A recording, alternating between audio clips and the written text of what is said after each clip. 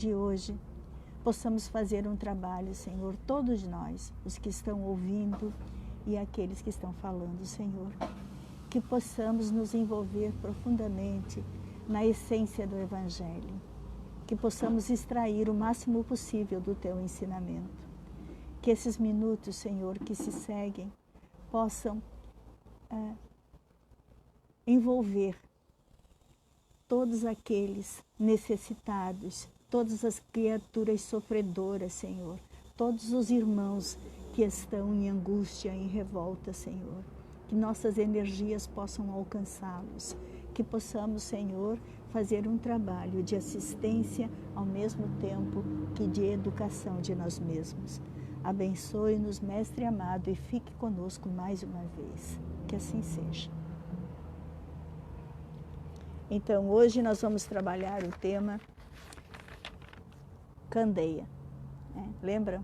O ensinamento de Jesus sobre a candeia está em Lucas capítulo 11, versículos de 33 a 36. Desculpem o atraso e as pequenas complicações. Muito lindo essa parte dos ensinamentos do Mestre Jesus, e hoje queremos deixar um esclarecimento, talvez já sabido da nossa parte, mas lembrado, né? Então, esses esclarecimentos que os irmãos que trazem nas obras complementares para nós, informações, sempre nos fazem bem, mesmo que já saibamos, né? Então, começa assim, Lucas, né? E ninguém acendendo uma candeia a põe em oculto, nem embaixo do alqueire, mas a coloca no velador, para que os que entram vejam a luz. A candeia do corpo é o olho. Sendo, pois, o teu olho simples, também todo o teu corpo será luminoso. Mas se for mau, também o teu corpo será tenebroso. Vê, pois, que a luz que em ti há não sejam trevas. Se, pois, todo o teu corpo é luminoso, não tendo trevas em parte alguma, todo será luminoso, como quando a candeia que está no velador te alumia com o seu resplendor.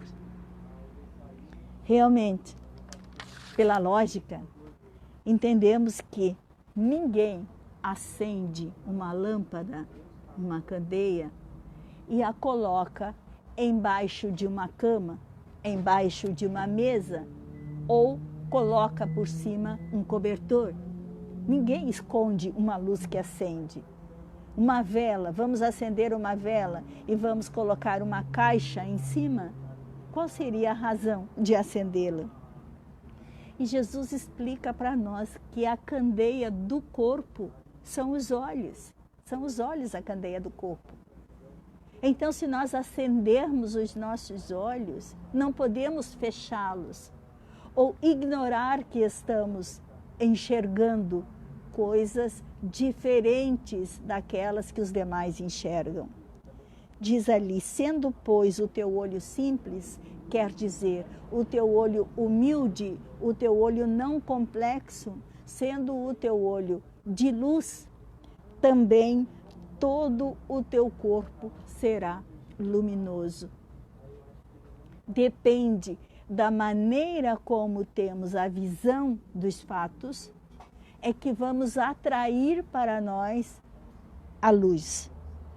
Mas se for mau o teu olho, se for trevas o teu olho, também o teu corpo será tenebroso.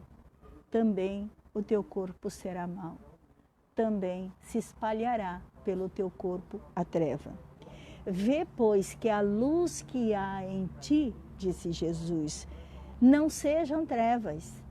Tome cuidado, para que a luz que haja em ti não sejam trevas.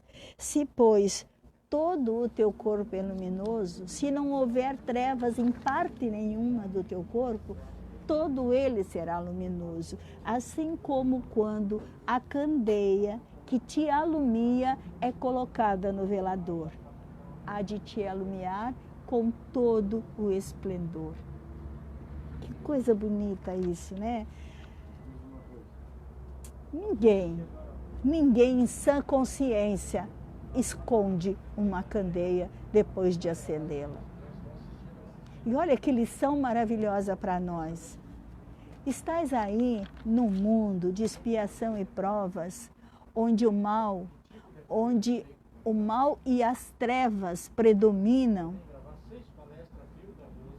Quando você consegue acender a candeia, o primeiro passo depois disso é colocá-la no velador. Esta lição, ela é tão direta para nós espíritas, extraordinariamente poderosa nos dias de hoje.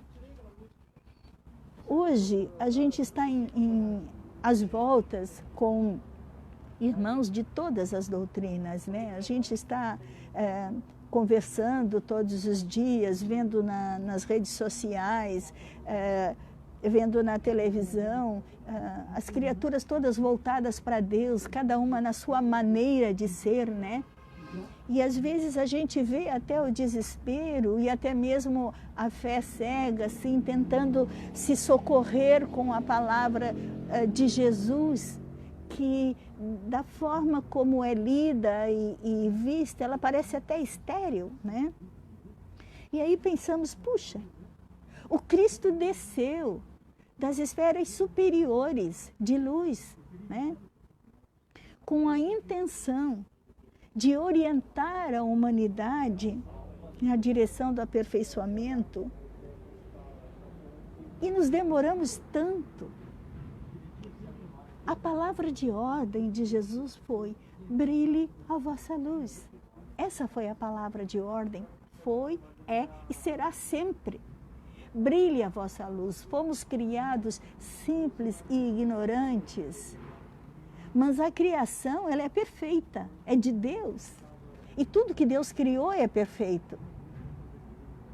Mas Deus, na sua perfeição, por amor a nós, achou que deveríamos crescer por nós mesmos, por nossas conquistas.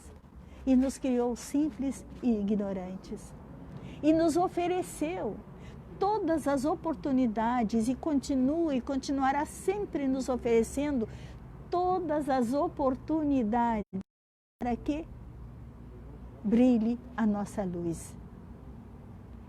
No início da criação, da nossa criação como espíritos, estávamos assim necessitados do aprendizado das coisas básicas da vida, né?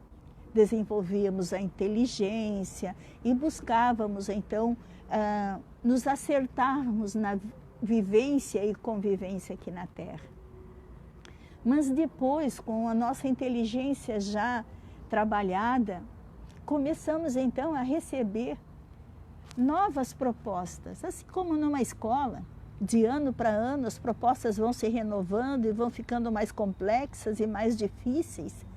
Então, nós fomos recebendo novas propostas, justamente para que a nossa inteligência fosse se alargando, para que o conhecimento despertasse que estão adormecidas e que precisam ser despertadas por nós mesmos, assim como um garimpo, né? Onde vamos achar uma quantidade de pedras preciosas, onde vamos trabalhar essas pedras até encontrar o ouro da pureza, da plenitude, né? Então, a palavra de ordem de Jesus, brilhe a vossa luz, era enérgica e suave, e continua sendo. A todos aqueles que quiserem se envolver no seu Evangelho, que quiserem ser seus discípulos, para auxiliar na sua vinha. Sim, porque se quisermos é só ir para a praça, que de tempos em tempos ele vem e busca os trabalhadores da vinha e os coloca em atividade. E agora nós estamos recebendo o convite, já de algum tempo, e estamos nos encaminhando para essa proposta. Acontece que, se nós não fazermos a nossa luz brilhar, o nosso trabalho será muito comum. Será um trabalho como as demais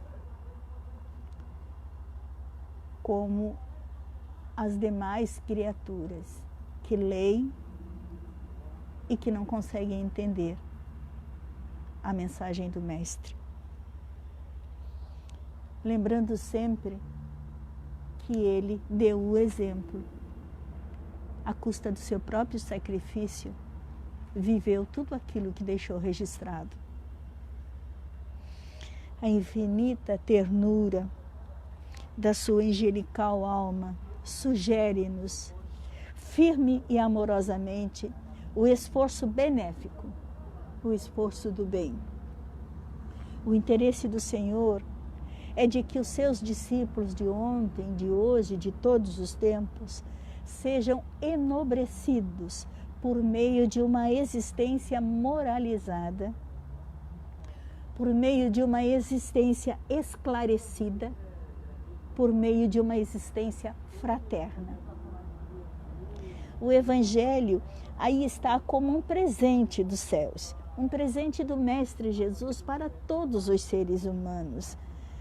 E que os seres humanos, o homem, se replete com as suas bênçãos, se replete, se inunde com as suas luzes, se revigore com as suas energias, se enriqueça com os seus ensinos eternos. Ensinos eternos que a cada vez que vamos em busca de um desses ensinos, nos surpreendemos com uma verdade nova, uma verdade agregada. E isso é uma das coisas mais bonitas que tem nos ensinamentos de Jesus. Suas parábolas poderosas, quando investigada por nós mesmos, com calma, com carinho, mas também com muita seriedade, vamos encontrando verdadeiras preciosidades nas vírgulas, nos pontos, nas letras, nas palavras. E ainda tem o Espiritismo. Agora o cristianismo redivivo, o Consolador prometido, que também está aí nos ofertando oceânicas possibilidades, né? São tesouros da codificação, tesouros da codificação. Por que oceânicas possibilidades? Porque é um oceano. É um oceano. Nós podemos deslizar por cima das águas a vida inteira, andar na superfície, se quisermos, somos livres para isso. Mas se formos corajosos, audaciosos, nós podemos ir fundo, nós podemos mergulhar e extrair das maiores profundidades desse oceano a beleza da eternidade, a beleza do Espírito, a beleza da criação, e nos inundar com tudo isso. E mudar a nossa história aqui na Terra, fazer diferente. Pessoas conscientes não cobrem uma candeia, porque ela é um instrumento de iluminação e não se pode cobrir. Os olhos captam a luz e precisam distribuir essas luzes, precisam distribuir. Não podem serem fechados, porque daí será trevas. Se quisermos atender à ordem de Jesus, brilhe a vossa luz, é fundamental que olhemos à nossa volta, que trabalhemos a favor dos nossos irmãos. O Senhor Emmanuel, no texto do Fonte Viva, traz umas informações bem interessantes. Ele diz assim, ó, a respeito disso: atentemos para o símbolo da candeia. A claridade da lâmpada consome força ou combustível. Sem sacrifício da energia ou do óleo não há luz. Olha só que recado lindo. Sem trabalho, a nossa luz de nada servirá. É fundamental que usemos a nossa inteligência, os nossos braços, a nossa compreensão dos fatos, para que a claridade da lâmpada possa atingir todos os espaços. Aqui diz, sem o sacrifício da energia, do nosso esforço pessoal, não acontecerá a iluminação. Para nós aqui, o material de manutenção é a possibilidade, é o recurso de vida. Sim, a nossa força, a nossa energia é que poderá manter esta lâmpada cada vez mais brilhante. Nossa existência, ela é uma candeia viva. É um erro lamentável despender nossas forças sem proveito de ninguém. Veja só, sob a medida do nosso egoísmo, da nossa vaidade ou da nossa limitação pessoal. Lá no Evangelho tem um texto que fala que os espíritos superiores vão nos passando os ensinamentos conforme a nossa maturidade. Então não tem importância, não somos nós que vamos dizer o que o outro pode ou não pode saber. Se nós conseguimos compreender e apreender, vamos distribuir com as criaturas que estão conosco através das nossas ações, através da maneira como nós somos, como convivemos com os nossos irmãos, como compreendemos, como perdoamos, como usamos da indulgência para com as faltas alheias. Assim como o Evangelho nos ensina, sede severos para convosco e indulgentes para com os vossos irmãos. Coloquemos nossas possibilidades ao dispor dos nossos semelhantes, diz Emmanuel. Ninguém deve ajuntar as vantagens da experiência terrestre somente para si.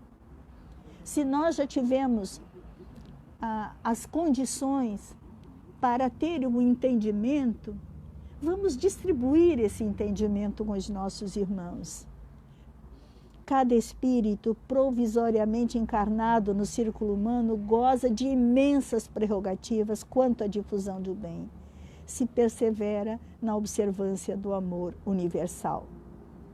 Não esqueças que a candeia viva da iluminação espiritual é a perfeita imagem de ti mesmo. Veja só. Eu vejo assim, toda vez que eu leio esse texto da candeia e que eu vejo esse texto da Fonte Viva, eu me lembro do Chico Xavier, aquela carinha mais doce dele, aqueles abraços, aquele beijamão dele, aquela maneira doce dele se expressar. É isso aí. Aqui diz assim, que a iluminação espiritual é a perfeita imagem de ti mesmo. Quando você pensar de que maneira eu vou brilhar a minha luz, como eu vou agir, lembre dele. Até tem aqui, e eu vou fazer igual, que eu sei que eu estou atrasada e passando do horário, mas preciso passar isto aqui. É um texto de um livro antigo do Chico, Estante da Vida. O Irmão X, né? Isso é de 1943, minha gente, olha só. Mas é quase 100 anos que nós estamos aí com esse conhecimento na mão, né? Irmão X, Chico Xavier, Estante da Vida, ele conta a história de um irmão espírita, o Delfim Mendes, né? É o capítulo 38, A Arte de Elevar-se. E ele diz que esse irmão aqui era um excelente espírita, né? E a cada passo que ele dava, né, dentro da casa espírita e fora dela, ele queixava-se. Que os espíritas estão todos errados, que não fazem como devia ser feito. Na sua casa as pessoas também não eram legais. A terra, dizia ele, é um despenhadeiro de sombras sem fim. Então ele se queixava de tudo e reclamava. E um dia daí, numa sessão mediúnica, o benfeitor amado, né, estava lá. E ele pensou, vou aproveitar agora e vou fazer os questionamentos. E dizia, como eu vou sair desse mundo tão infeliz, esse purgatório, né? Por todos os lugares da terra eu vejo a maldade abundante, eu vejo as pessoas inteligentes usando de crueldade deliberada, eu vejo pessoas incultas reparando os outros, se espreguiçando de forma sistemática, né? Enfim, ele dizia, este mundo é um mundo de sofrimento, quando sairemos daqui, né? O que fazer para fugir dessa moradia tenebrosa da expiação? Aí o mentor, né, o espírito amigo, que era o Fabiano, o mentor da casa, escutou benevolente, né? E quando o silêncio se fez mais uma vez, então o mentor calmamente começou a contar uma história. Um homem trabalhador, depois da morte, por causa de um descuido espiritual, ele caiu nas redes do Satanás e desceu aos infernos, né? Cheio de espanto e de dor. Lá dentro passou a ver as figuras monstruosas que povoavam o abismo das trevas. Dizia, meu Deus, o que é isso? Aí ficou sofrendo naquela situação horrorosa. Aí ele pensou, preciso fazer alguma coisa?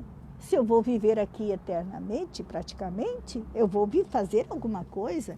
E começou a se ocupar. Olhou para um lado e viu lá aqui no texto diz assim, um diabinho, né, se arrastando e sofrendo, porque estava com o braço torcido.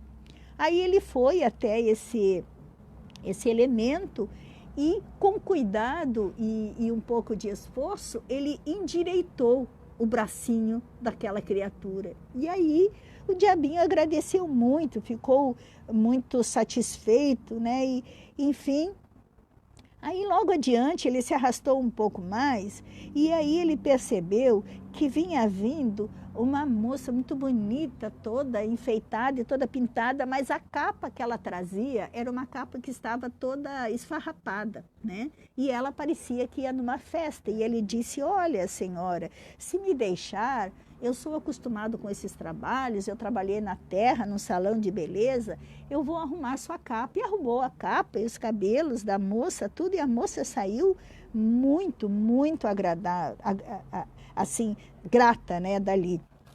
E, enfim, ele foi fazendo assim. Daí ele percebeu que um internado, né, que estava ali em sofrimento, né, porque estava com uma dor horrível e havia entrado em batalha com um outro demônio das trevas, né, mais forte que ele, e estava todo machucado e trazia a cabeça horrenda, né, e ele foi até ele e começou então a acarinhá-lo, colocou a cabeça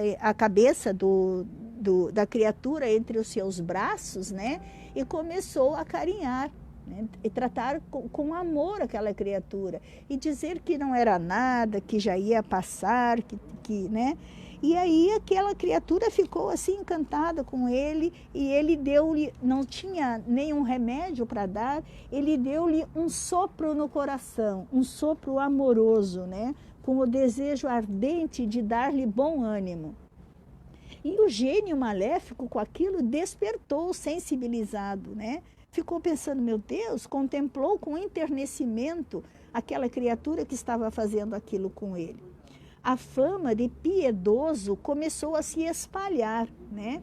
E muitos procuraram para solicitar-lhe serviços, porque descobriram que aquele homem era um bobo, ficava lá agradando todo mundo, então vamos tirar proveito disso, né? Enfim, fez assim com o outro, foi tratando, e ele pensava com ele mesmo, não, Jesus disse, dai a César o que é de César e a Deus o que é de Deus. Eu não estou afiançando a maldade, mas eu estou ajudando a esses irmãos, né? Então ele começou a conversar com um e com o outro, dizendo que os demônios eram grandes senhores e que no fundo, estavam a serviço da vontade do Eterno.